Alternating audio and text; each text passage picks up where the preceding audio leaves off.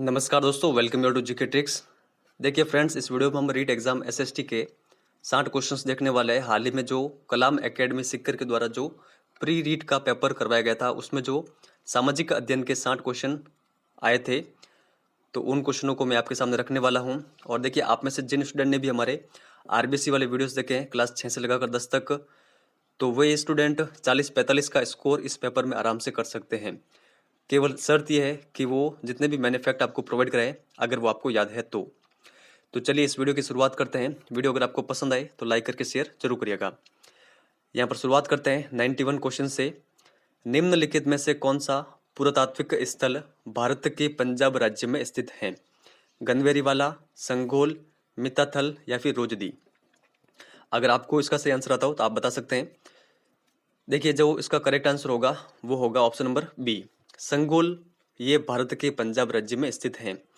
गनवेरीवाला कहाँ पर स्थित है? देखिए, ये स्थित है पाकिस्तान के अंतर्गत। मिताथल ये हरियाणा के अंतर्गत है और रोजदी है गुजरात के अंतर्गत। तो चलिए आगे चलते हैं फिर। निम्नलिखित में से कौन सा कथन असत्य है? भारतीय संगीत में स्वर का उद्भव सामवेद से हुआ है। घोषा, अपाला व लोपामुद्रा वैदिक युगीन विदुषी स्त्रियां थी। वैदिक युगीन वर्ण व्यवस्था कर्म और श्रम के सिद्धांत पर आधारित थी। या फिर वैदिक युग में विस्पति राज्य का सर्वोच्च अधिकारी था। असत्य कथन कौन सा है वो बताना है। देखिए, यहाँ पर असत्य कथन है ऑप्शन नंबर डी।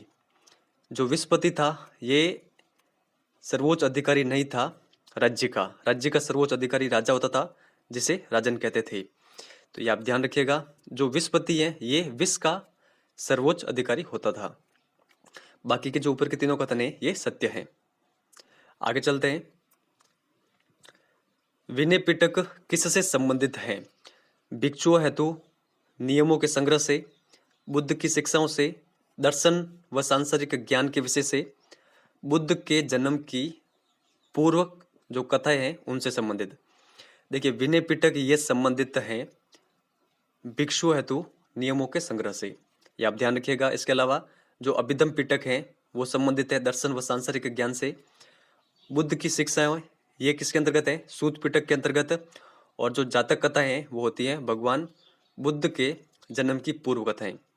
तो ये थोड़ा सा फैक्ट है, आपको ये ध्यान में रखना है। आगे चलते हैं। सम्राट अशोक के अधिकतर अभिलेख किस भाषा व लिपि में है? देखिए, सम्राट अशोक के जो अधिकतर अभिलेख हैं ये प्राकृत भाषा में है और ब्राह्मी लिपि में है। ये आपको ध्यान में रखना है। ये नंबर यहाँ पर करेक्ट होगा। आगे चलते हैं। वृहत्तर भारत के किस क्षेत्र में नगरों के नाम भारत के नगरों की तरह थे? देखिए, प्रश्न कहाँ से बनाया गया है? आरबीसी की जो 9th क्लास की पुस्तक है वहां से बनाया गया है। तिब्बत, सुमात्रा, कंबोज या फिर बोर्निया। तो देखिए, करेक्ट आंसर क्या होगा? जो कंबोज है, कंबोज के नगरों के नाम भारत के नगरों की तरह थे। तो सी नंबर यहाँ पर करेक्ट आंसर होगा। तो ये आपको ध्यान में रखना है। आगे चलते हैं।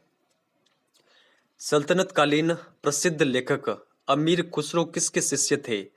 हजरत मोइनुद्दीन चिश्ती, बहाउद्दीन जकारिया, गेसुदराज, हजरत निजामुद्दीन ओलिया। देखिए, करेक्ट आंसर होगा अमीर खुसरो शिष्य थे हजरत निजामुद्दीन ओलिया के। आगे चलते हैं। अकबर के साथ संधि करने वाला पहला राजपूत राजा कौन था? एकदम कॉमन सवाल है, सभी को आता है। राजा भारमल आमेर के राजा थे। तो ये आपको ध्यान में रखना है। आगे चलते हैं। निम्नलिखित में से कौन सा सही सुमेलित है? देखिए, ये प्रश्न उन्हीं का सही होगा जिनको सारे फैक्ट अगर अच्छे से याद है जो मैंने प्रोवाइड कराए हैं। देखिए, सारे फैक्ट आरबीसी की पुस्तकों से लिए गए, आपको चिंता करने की कोई आवश्यकता भी नहीं है। देखिए, जो ब्रह्म समाज है इसकी स्थापना की गई थी राजा राममोहन राय के द्वारा। यहाँ पर दयानंद सरस्वती दे रखा है जो कि गलत है।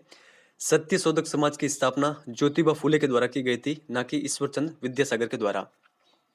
संप सभा की स्थापना गोविंद गुरु के द्वारा की गई थी, ना कि मोतीलाल तेजावत के द्वारा। तो केवल पीछे एक ही ऑप्शन बच रहा है, जस्टिस पार्टी रामास्वामी पेरियार। तो यही हमारा सही आंसर होगा। आगे चलते हैं। यहाँ पर बाल गंगाधर तिलक ने केसरी नामक अखबार का संपादन किस भाषा में किया था? तो देखिए, इसका जो करेक्ट आंसर होगा, जो केसरी नामक इनका जो अखबार था वो तो था मराठी भाषा में, और इनका एक और अखबार था मराठी, वो था अंग्रेजी भाषा में। तो ये आपको ध्यान रखना है। आगे चलते हैं। वातापी के विरूपाक्ष मंदिर का निर्माण किस राजवंश के समय हुआ था? तो देखिए, जो वातापी के विरूपाक्ष के मंदिर है, इनका निर्माण हुआ था चालुक्यों के समय। ऑप्शन नंबर ए हमारा करेक्ट आंसर होगा। आगे चलते हैं। निम्नलिखित जो घटनाएं हैं उनको कालक्रम अनुसार व्यवस्थित करना है। तो देखिए, जो व्यक्तिगत सत्याग्रह है ये कब हुआ था? 1940 में। प्रत्यक्ष कार्यवाही दिवस ये मनाया गया था 1946, 16 अगस्त 1946 को। रॉलेट एक्ट ये 1919 और काकोरी कांड 1925। तो करेक्ट आंसर क्या होगा? देखिए, सबसे पहले थर्ड नंबर पर रॉलेट एक्ट 1919, उसके बाद में काकोरी कांड 1925, उसके बाद में व्यक्तिगत सत्याग्रह 1940 और फिर प्रत्यक्ष कार्यवाही दिवस 1946। तो 3 4 1 2 ऑप्शन नंबर बी हमारा करेक्ट आंसर होगा। आगे चलते हैं। निम्नलिखित कथनों पर विचार कीजिए। सैयद अहमद खान ने साइंटिफिक सोसाइटी की स्थापना की। केशव चंद्र सेन ने जाति प्रथा पर गुलामगिरी नामक पुस्तक लिखी थी। चांदकरण शारदा व उनकी पत्नी सुखदा देवी ने दलितों की दुर्दशा सुधारने हेतु प्रयास किया था। तो कौन कौन से कूट यहाँ पर सत्य है वो बताने हैं। देखिए, जो सेकंड नंबर है ये गलत है। जो गुलामगिरी पुस्तक है ये केशव चंद्र सेन की नहीं है, ये ज्योतिबा फुले की पुस्तक है। बाकी के जो फर्स्ट और थर्ड नंबर ऑप्शन है ये सत्य है। तो करेक्ट आंसर क्या होगा हमारा? Option number B. आगे चलते हैं। मित्र मेला नामक क्रांतिकारी संगठन की स्थापना किस वर्ष की गई थी?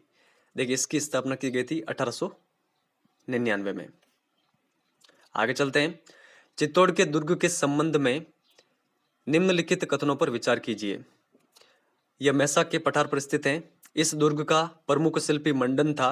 इस दुर्ग में एक जैसे 9 महल स्थित हैं। देखिए, यहाँ पर नीचे क्या कह रहा है कि निम्न में से कौन से जो कूट है वो असत्य है, वो आपको बताने हैं। सत्य के नहीं पूछ रहे यहाँ पर। तो देखिए, जो सेकंड और थर्ड दे रखे हैं ये दोनों कूट चित्तौड़ के संबंध में असत्य हैं। तो हमारा करेक्ट आंसर क्या होगा? Option number C. ये आप ध्यान रखिएगा।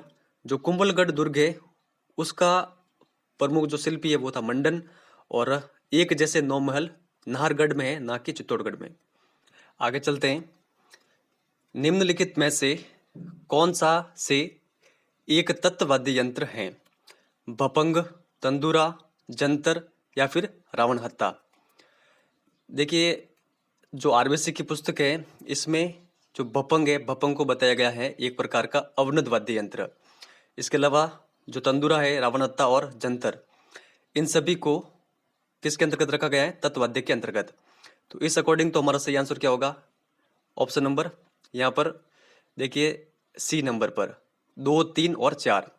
लेकिन अधिकतर जो पुस्तकें हैं मार्केट वाली और ऑथेंटिक पुस्तकों में भी दे रखा है कि जो भपंग है वो एक प्रकार का तत्ववाद्य यंत्र है। तो उस अकॉर्डिंग इसका सही आंसर होगा ऑप्शन नंबर डी। तो जो इनकी जो आंसर किया है ये कलम एकेडमी की, उनमें इस क्वेश्चन के लिए बोनस दिया गया है। चलिए आगे चलते हैं फिर। निष्कलंक संप्रदाय के प्रवर्तक कौन थे? लालदास जी, माव जी या फिर हरिदास जी, हड़बू जी? यहाँ पर आपको वीडियो को पॉज करना है, थोड़ा सा आप सोचे कि इसका सही आंसर क्या होगा। देखिए, काफी अच्छा क्वेश्चन है। इसी प्रकार के क्वेश्चन आपको देखने को मिलेंगे। सामान्य क्वेश्चन आएंगे, लेकिन आपको वो फैक्ट कितने अच्छे तरीके से याद है या फिर नहीं है। देखिए, इसका जो करेक्ट आंसर क्या होगा? इसका करेक्ट आंसर होगा ऑप्शन नंबर बी नंबर पर। निष्कलंक संप्रदाय के प्रवर्तक हैं संत माव जी। ये आप ध्यान रखिएगा। आगे चलते हैं। निम्नलिखित में से सही सुमेलित नहीं है। कजली तीज का पर्व बूंदी, थार महोत्सव बीकानेर, बैलगाड़ी मेला सील डूंगरी जयपुर, राष्ट्रीय दशहरा मेला कोटा? तो यहाँ पर कौन सा सही नहीं है वो आपको यहाँ पर बताना है। देखिए, 107 का सही आंसर होगा ऑप्शन नंबर बी। जो थार महोत्सव है ये बीकानेर का फेमस नहीं है, ये है जैसलमेर का फेमस। तो ये आपको थोड़ा ध्यान रखना है। आगे चलते हैं। गोडलिया है, गोडलिया क्या है? देखिए, करेक्ट आंसर होगा यहाँ पर ए नंबर ऑप्शन। पशुओं के शरीर पर बने कलात्मक दाग के निशान, ये होता है गोडलिया। आगे चलते हैं। सवाई जयसिंह के संबंध में कौन सा कथन असत्य है? औरंगजेब ने जयसिंह को सवाई की उपाधि प्रदान की थी। देखिए, कथन सत्य है। इन्होंने आमेर के स्थान पर जयपुर को राजधानी बनाया था, ये कथन भी सत्य है। इन्होंने ज्योतिष अध्ययन के लिए जंतर मंत्र का निर्माण करवाया था, तो ये भी कथन सत्य है। तो गलत यही होगा। इनके दरबार में गंधर्व बाईसी नामक एक संगोष्ठी थी। देखिए, जो गंधर्व बाईसी नामक एक संगोष्ठी थी वो किसके दरबार में थी?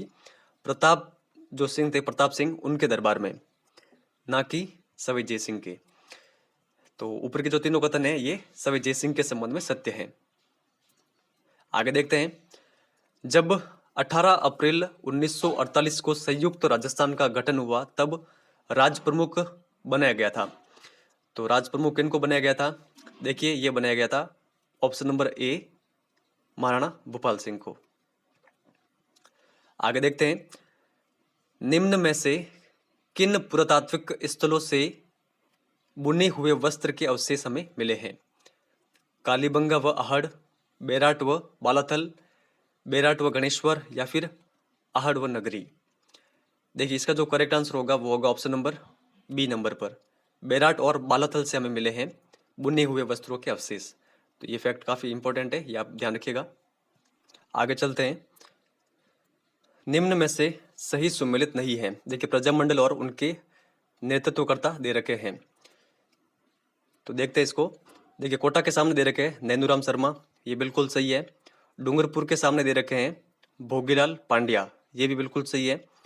शाहपुरा के सामने दे रखे हैं भूपेंद्र नाथ त्रिवेदी, और अलवर के सामने दे रखे हैं हरिनारायण शर्मा। तो देखिए, जो डी नंबर ऑप्शन है ये भी सही है। देखिए, जो शाहपुरा है इसके नेतृत्वकर्ता नहीं थे भूपेंद्र नाथ त्रिवेदी।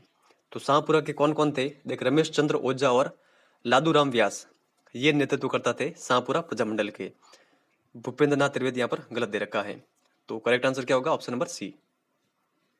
आगे चलते हैं।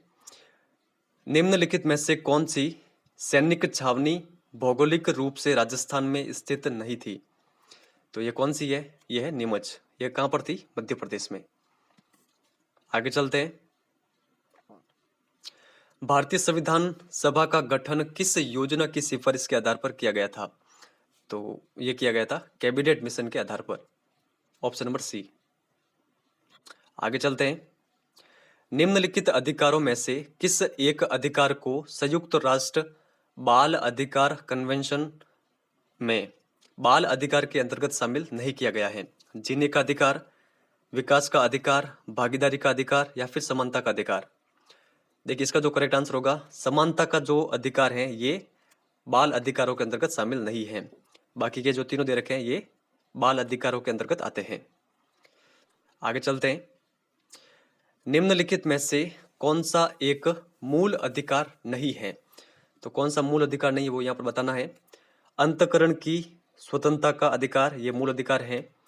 उपजीविका की स्वतंत्रता का अधिकार, देखिए ये भी मूल अधिकार है। शिक्षा का अधिकार, ये भी मूल अधिकार है, 21 एक के अंतर्गत दे रखा है। समान कार्य के लिए समान वेतन का अधिकार, ये मूल अधिकार नहीं है। तो करेक्ट आंसर हमारा डी नंबर ऑप्शन होगा। आगे चलते हैं। देखिए, यहां पर स्वीप की फुल फॉर्म बतानी है। स्वीप का पूरा नाम क्या है? तो देखिए, इसका जो करेक्ट आंसर होगा, स्वीप की फुल फॉर्म होती है systematic voter education and electoral participation. तो ये आप जरूर ध्यान रखिएगा, स्वीप की फुल फॉर्म। आगे चलते हैं। सामाजिक असमानता का मुख्य कारण कौन सा है? व्यक्तिगत क्षमता में अंतर, सामाजिक क्षमता में अंतर, सामाजिक बहिष्कार, या फिर समाज की नीतियां। देखिए, यहाँ पर जो करेक्ट आंसर होगा, सामाजिक असमानता का जो मुख्य कारण है वो है सामाजिक बहिष्कार, सोशल बाइकॉट। ये आप ध्यान रखिएगा, ऑप्शन नंबर सी हमारा करेक्ट आंसर होगा। आगे चलते हैं। राजस्थान उच्च न्यायालय की खंडपीठ कहां पर स्थित है? तो देखिए, 119 का यहाँ पर करेक्ट आंसर होगा ऑप्शन नंबर सी, जयपुर में स्थित है राजस्थान उच्च न्यायालय की खंडपीठ। ये आप ध्यान रखिएगा। आगे चलते हैं। राष्ट्रपति का निर्वाचन होता है, तो राष्ट्रपति का निर्वाचन किस प्रकार होता है? देखिए, राष्ट्रपति का निर्वाचन होता है, ऑप्शन नंबर डी हमारा करेक्ट आंसर होगा, अप्रत्यक्ष रूप से एकल संक्रमणीय मत पद्धति से गुप्त मतदान के द्वारा। तो ये आपको ध्यान में रखना है। आगे चलते हैं। राष्ट्रपति राज्यसभा में कितने सदस्य मनोनीत करता है? 2, 10, 12 या फिर 14? देखिए करेक्ट आंसर होगा ऑप्शन नंबर सी 12।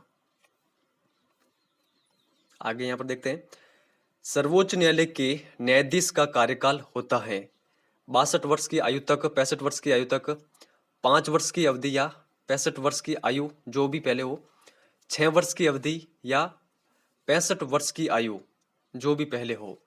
तो कौन सा यहाँ पर करेक्ट होगा? देखिए इसका जो करेक्ट आंसर है, आप इंग्लिश देखना चाहते हैं इंग्लिश भी देख सकते हैं। इसका जो करेक्ट आंसर होगा वो होगा ऑप्शन नंबर बी नंबर पर, 65 वर्ष की आयु। आगे चलते हैं, यहाँ पर ग्राम सभा का गठन होता है। तो देखिए ये क्वेश्चन शायद जो रीट के पेपर है पुराने उनमें पहले पूछा हुआ भी है। तो इसका जो करेक्ट आंसर है वो क्या होगा? ऑप्शन नंबर ए, ग्राम पंचायत क्षेत्र में पंजीकृत समस्त मतदाताओं से। आगे चलते हैं, निम्नलिखित में से कौन सा कथन यहाँ पर गलत है? भारत का अक्ष अपने परिक्रमण तल से 66.5 डिग्री का कोण बनाता है। भारत का मानक समय 82.5 डिग्री पूर्वी देशांतर के स्थानीय समय से निर्धारित किया गया है। ग्रीनविच रेखा को अंतर्राष्ट्रीय तिथि रेखा कहा जाता है।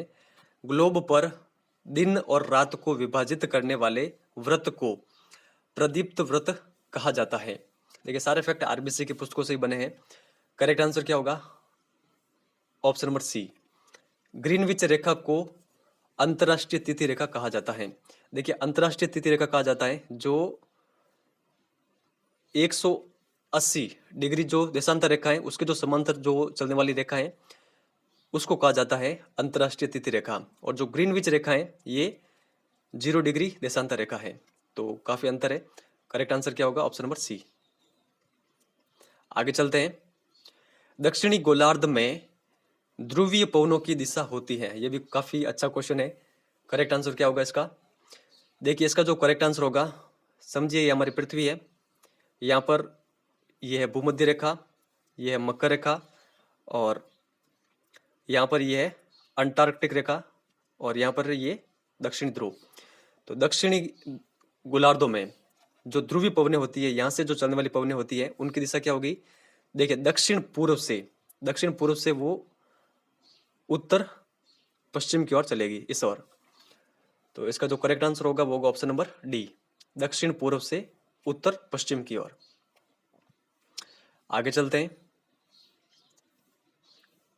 यहां पर सम्मिलित करना है, साइक्लोन्स दे रखे हैं तो इसको सम्मिलित करते हैं। देखिए जो हरिकेन है ये आते हैं संयुक्त राज्य अमेरिका के अंतर्गत। साइक्लोन ये कहां पर आते हैं? हिंद महासागर में, विली विलीज ऑस्ट्रेलिया, और टाइफून चाइना में। तो देखते हैं इसके कोड देखते हैं। हरिकेन ए का क्या हो रहा है? ए का हो रहा है 3rd नंबर पर, तो ए का 3rd नंबर 2 ऑप्शन में दे रखे हैं। फिर साइक्लोन हिंद महासागर में आता है, तो साइक्लोन हिंद महासागर यहाँ पर भी 2 दे रखे हैं, बी के फर्स्ट। सी नंबर का 4th बी नंबर ऑप्शन में दे रखा है, तो बी नंबर यहाँ पर हमारा करेक्ट आंसर होगा। 4 दे रखा है सी का, और डी का 2nd यानी टाइफून चाइना। आगे चलते हैं फिर, गौरव संघ स्थानांतरण की नीति का संबंध किससे है? तो इसका संबंध किससे है? देखिए इसका संबंध है ऑप्शन नंबर सी हमारा करेक्ट आंसर होगा, जलवायु परिवर्तन के कारण किरीबाती सहित द्वीपीय देशों के लोगों को दूसरे देशों में सुरक्षित बसाने की नीति। तो ये आप ध्यान रखिएगा, गौरव संघ स्थानांतरण की नीति। पंजाब के मैदान में छोटी नदियों के अपर्दन द्वारा निर्मित खंड क्या कहलाते हैं? तो देखिए ये कहलाते हैं चो।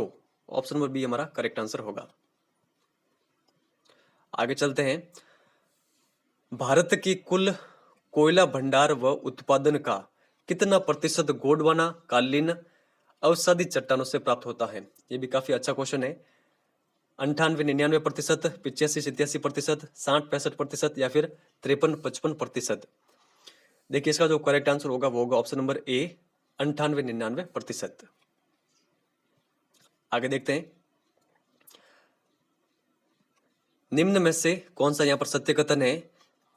भारतीय हैवी इलेक्ट्रिकल्स लिमिटेड यानी भेल की प्रथम इकाई 1964 में इंदौर में स्थापित की गई। हिंदुस्तान शिपयार्ड लिमिटेड की स्थापना कोलकाता में की गई। पिछले कुछ दशकों में चीनी उद्योग का उत्तर से दक्षिण भारत की ओर स्थानांतरण हो रहा है। पहली सफल कागज मिल श्री रामपुर पश्चिम बंगाल में इंडियन पेपर मिल के नाम से 1879 में स्थापित की गई थी। असत्य, देखिए यहाँ पर सत्य कथन कौन सा है वो बताना है। फर्स्ट, सेकंड और जो फोर्थ है ये तीनों कथन असत्य हैं। सी नंबर हमारा सही आंसर होगा। पिछले कुछ दशकों में चीनी उद्योग का उत्तर से दक्षिण भारत की ओर स्थानांतरण हो रहा है। बाकी के जो तीनों कथन है ये गलत है। आगे चलते हैं। भारतीय रेल का राष्ट्रीयकरण किया गया, तो ये कब किया गया? देखिए इसका जो करेक्ट आंसर होगा वो होगा ऑप्शन नंबर सी, 1951 में। देखिए हालांकि जो भारतीय रेलवे है इसका राष्ट्रीयकरण किया गया था 1950 में। आरबीएससी की जो 12th क्लास की पुस्तक है उसमें ये दे रखा है और आप नेट पर चेक करेंगे तो वहां पर भी आपको 1950 ही मिलेगा, लेकिन ऑप्शन में दे नहीं रखा है 1950, तो 1950 के निकट है 1951, तो यही हमारा करेक्ट आंसर होगा। आगे चलते हैं। भारत में अंतरराज्यीय स्तर पर सर्वाधिक प्रवास होता है, तो करेक्ट आंसर क्या होगा इसका? देखिए 132 का सही आंसर होगा ऑप्शन नंबर ए, ग्रामीण से ग्रामीण। आगे चलते हैं। राजस्थान में बालूमय शुष्क मैदान की पूर्वी सीमा बनाती है, यह भी काफी अच्छा क्वेश्चन है। 50 सेंटीमीटर समवर्षा रेखा, 25 सेंटीमीटर समवर्षा रेखा, 10 सेंटीमीटर समवर्षा रेखा या फिर 40 सेंटीमीटर समवर्षा रेखा। यहाँ पर आपको वीडियो को पॉज करना है, थोड़ा सा आप इस क्वेश्चन के बारे में सोचे। आपको जो भी इसका सही आंसर लगता हो वो आप कमेंट सेक्शन में बता सकते हैं। देखिए 133 का करेक्ट आंसर होगा राजस्थान के बालूमय शुष्क मैदान की जो पूर्वी सीमा है वो है 25 सेंटीमीटर समवर्षा रेखा। ऑप्शन नंबर बी हमारा करेक्ट आंसर होगा। आगे चलते हैं। यहाँ पर कौन सा असुमेलित है? बांडी, लूणी नदी, यहाँ पर सहायक नदियों के बारे में पूछ रहे हैं। मुख्य नदी यहाँ पर मेज, माही, कोठारी, बनास, पार्वती, चंबल, तो कौन सा यहाँ पर सही होगा? देखिए 134 का सही आंसर है ऑप्शन नंबर बी। जो मेज नदी है ये माही की सहायक नदी नहीं है। बाकी जो बांडी है, बांडी सहायक नदी है लूणी की, कोठारी सहायक नदी है बनास की, पार्वती सहायक नदी है चंबल की, तो ये आप ध्यान रखिएगा। उत्तरी पूर्वी राजस्थान में वर्षा का औसत रहता है, तो कितना रहता है? ये भी अच्छा क्वेश्चन है। वीडियो को पॉज करें, जो भी आपको सही आंसर लगे कमेंट सेक्शन में आप बता सकते हैं। देखिए इसका जो करेक्ट आंसर होगा वो होगा ऑप्शन नंबर सी। उत्तरी पूर्वी राजस्थान में वर्षा का औसत रहता है 50 से 70 सेंटीमीटर। आगे चलते हैं। निम्नलिखित में से कौन सी तिलहन फसल है? गेहूं, मक्का, चना या फिर सरसों? देखिए इसका जो करेक्ट आंसर होगा तिलहन की फसल है सरसों। राजस्थान में शहरी व ग्रामीण जनसंख्या का अनुपात कितना है? देखिए इसका जो करेक्ट आंसर होगा वो होगा ऑप्शन नंबर डी नंबर पर। जो शहरी जनसंख्या है वो है 24.87%, ग्रामीण जनसंख्या का प्रतिशत है 75.13%। डी नंबर हमारा करेक्ट आंसर होगा। आगे देखते हैं। BWH संकेत कौन से जलवायु प्रदेश में प्रयुक्त होता है? उष्ण कटिबंधीय आर्द्र, शीत कटिबंधीय मरुस्थलीय, उष्ण कटिबंधीय मरुस्थलीय या फिर उष्ण कटिबंधीय स्टेपी? देखिए 138 का करेक्ट आंसर होगा उष्ण कटिबंधीय मरुस्थली, BWH। आगे देखते हैं। भारत में प्रथम क्षेत्रीय ग्रामीण बैंक की स्थापना कब की गई थी? तो देखिए हाल ही में मैंने अलग से आपको वीडियो प्रोवाइड करा दिया है बैंकिंग और बीमा से संबंधित। वहां पर मैंने आपको बताया था ये वाला क्वेश्चन, और ये जितने भी फैक्ट है ये जो 9th क्लास की पुस्तक है उसके अंतर्गत दे रखे हैं, आरबीएससी वाली। तो देखिए इसका जो करेक्ट आंसर क्या होगा? इसका करेक्ट आंसर होगा ऑप्शन नंबर ए, 2 अक्टूबर 1975। क्षतिपूर्ति का सिद्धांत लागू नहीं होता है। ये भी 9th क्लास की पुस्तक से बना है। तो इसका करेक्ट आंसर क्या होगा? देखिए, इसका करेक्ट आंसर होगा ऑप्शन नंबर सी। जीवन बीमा पर लागू नहीं होता है क्षतिपूर्ति का सिद्धांत। तो क्षतिपूर्ति का सिद्धांत किन किन पर लागू होता है? समुद्री बीमा पर, वाहन बीमा पर और अग्नि बीमा पर। तो ये आप ध्यान रखिएगा। आगे चलते हैं। यहाँ पर उपभोक्ता संरक्षण अधिनियम 1986 पारित किया गया। तो ये कब पारित किया गया था? देखिए, उपभोक्ता संरक्षण अधिनियम 1986 ये पारित किया गया था 24 दिसंबर 1986 को। तो ये डेट आपको ध्यान रखनी है। बी नंबर हमारा करेक्ट आंसर होगा। और देखिए, उपभोक्ता संरक्षण जो अधिनियम है 1986, इसी का अभी हाल ही में संशोधन भी हुआ था। तो इसके जो लेटेस्ट आंकड़े वो भी आपको ध्यान में होने चाहिए। आप इंटरनेट पर चेक करके जितने भी नए आंकड़े हैं उनको लिख लीजिएगा, वहां से भी क्वेश्चन बन सकते हैं। आगे देखते हैं। यहाँ पर निम्नलिखित में से कौन सा कार्य भारतीय रिजर्व बैंक का है? बैंक का शाखा का नियमन व नियंत्रण, बैंक की बैंकिंग व्यवस्था पर नियंत्रण, नोट निर्गमन, ग्राहक को ऋण देना। देखिए, आरबीआई का कार्य कौन कौन से होते हैं? आरबीआई के कार्य है फर्स्ट, सेकंड और थर्ड। ग्राहक को ऋण देना ये आरबीआई का कार्य नहीं है। तो करेक्ट आंसर क्या होगा हमारा? फर्स्ट, सेकंड और थर्ड, बी नंबर ऑप्शन। तो 142 का बी नंबर सही होगा। आगे चलते हैं। एनसीएफ 2005 के अनुसार माध्यमिक स्तर पर सामाजिक विज्ञान शिक्षण का उद्देश्य है विद्यार्थियों के आलोचनात्मक व अवधारणात्मक क्षमता का विकास करना। यह सही है। विद्यार्थियों को इस योग्य बनाना कि लोकतांत्रिक व धर्मनिरपेक्ष समाज में नागरिकों के अधिकार व दायित्व समझे। ये भी सही है। विद्यार्थी विश्व की अर्थव्यवस्थाओं व राजनीति के संदर्भ में भारत में परिवर्तन और विकास की प्रक्रिया को समझे। तो ये भी सही होगा। तो करेक्ट आंसर क्या होगा हमारा? उपरोक्त सभी। आगे चलते हैं। प्रोजेक्ट कार्य के संबंध में असत्य कथन कौन सा है वो बताना है। यह एक उद्देश्यपूर्ण प्रक्रिया है। यह असल जीवन की परिस्थितियों से संबंधित होता है। यह कृत्रिम वातावरण में संपादित किया जाता है। इसमें कुछ कार्य हाथ से संपादित करने होते हैं। तो प्रोजेक्ट के संबंध में कौन सा सही नहीं है वो बताना है। देखिए, यहाँ पर जो इसका करेक्ट आंसर होगा वो होगा ऑप्शन नंबर सी। यह कृत्रिम वातावरण में संपादित किया जाता है। ये इसके संबंध में सही नहीं है।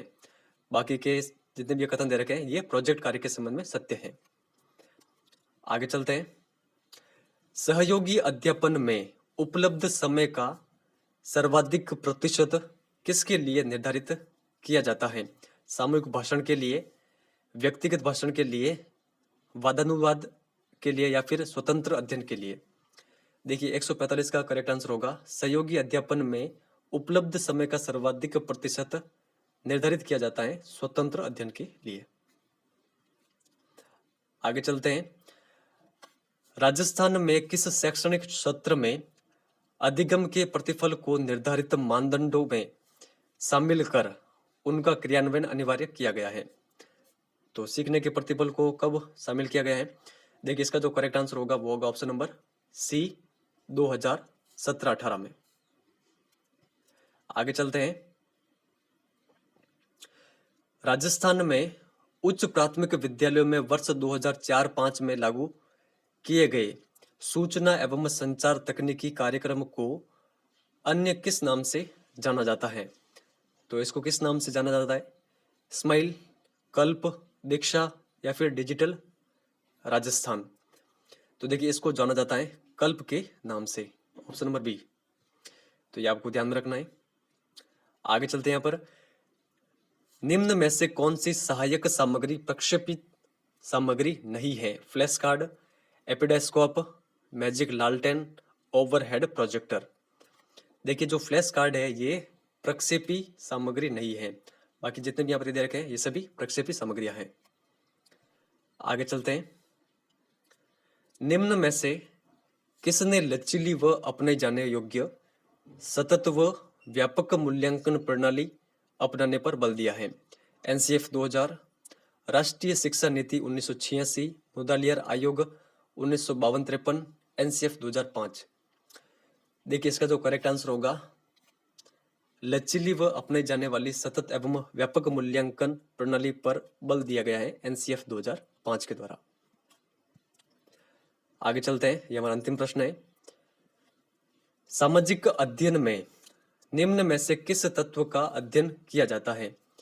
समाज संबंधी अध्ययन, मानवीय संबंधों का अध्ययन, तत्कालीन घटनाएं और उपयुक्त सभी। तो करेक्ट आंसर क्या होगा? उपयुक्त सभी। सामाजिक अध्ययन के अंतर्गत इन सभी का अध्ययन किया जाता है। तो फ्रेंड्स, ये था जो कलम एकेडमी के द्वारा बनाया गया एसएसटी का पेपर है, और इसी की भांति आपको रीट का पेपर मिलेगा। तो आपको आरबीएससी की पुस्तकें तो पूरी घोट के पी जानी है, और जितनी बार अधिक हो सके उतनी बार आप इन पुस्तकों का रिवीजन करें, यही आपके फाइनल एग्जाम में काम आएगा। तो इस वीडियो में इतना ही है। वीडियो अच्छा लगा हो तो लाइक शेयर जरूर करना।